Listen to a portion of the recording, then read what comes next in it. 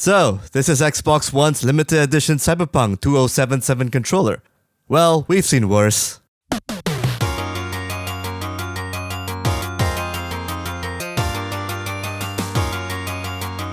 Hello and welcome to another episode of KKP Rhapsody, the news recap that focuses on video games, pop culture, and hopefully some good news amidst the COVID-19 Malaysia MCO madness. Just a few things before we start.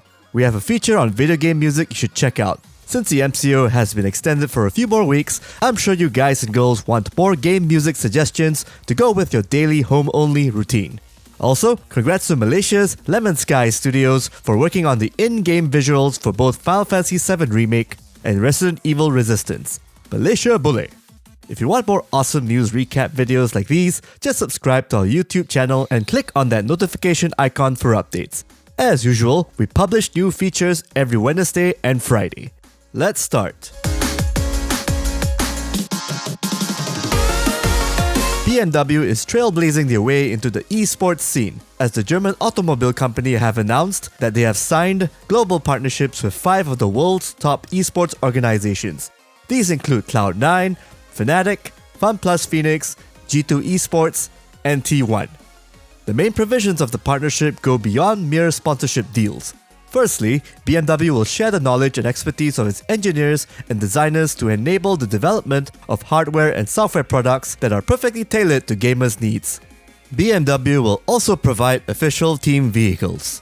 Each esports organization will have a team car featuring a custom livery with striking colors and combining motifs drawn in comic book style with their respective logos.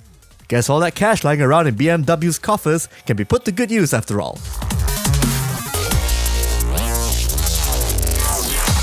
Japanese Seiyuu and voice actor Keiji Fujiwara has passed away at the age of 55 after battling cancer for several years. His death was reported by his family, who held a private wake and funeral for the legendary voice actor.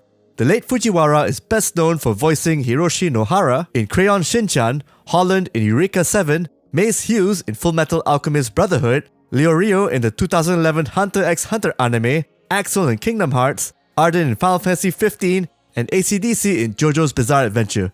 Whew! Fujiwara's final credited role before his passing was reprising the role of Reno in Final Fantasy VII Remake, after having been playing the popular character since 2005's Final Fantasy VII Advent Children. Brace yourselves, folks, for the great PlayStation 5 shortage may be upon us. Sources from Bloomberg have reported that Sony might be planning to limit the production output of PlayStation 5 consoles. What this means is that far fewer units will be available for purchase when the PS5 eventually launches sometime in 2020's holiday season. Sony is planning more limited units for the PS5 because the company expects that the next-gen console's incredible specs will lead to a higher price at launch. The same sources also claim that the COVID-19 coronavirus pandemic has only affected Sony's upcoming promotional plans for the PS5, but not its production capacity.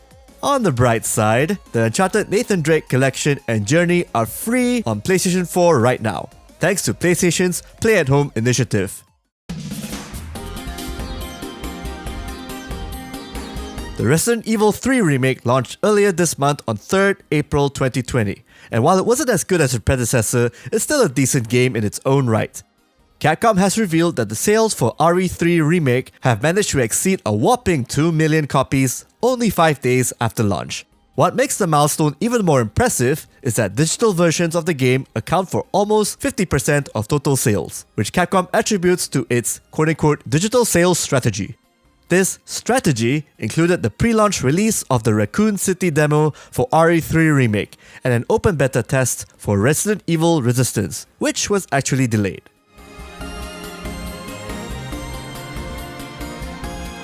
Europe's biggest video game expo will be scaling back its public appearance.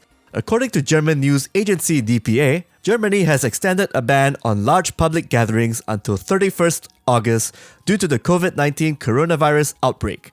Since Gamescom is scheduled from 25th to 29th August, the event is going to be a no-go since it will pull a large crowd.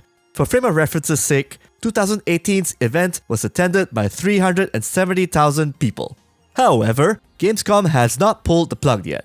The ban will affect the planning for the show, but the event will definitely take place digitally. More details on the latter will be revealed much later. Will this affect Gamescom Asia though?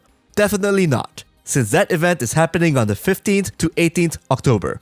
Hopefully by the time October hits, the world will be back to normal again, and Asians can get the offline Gamescom experience.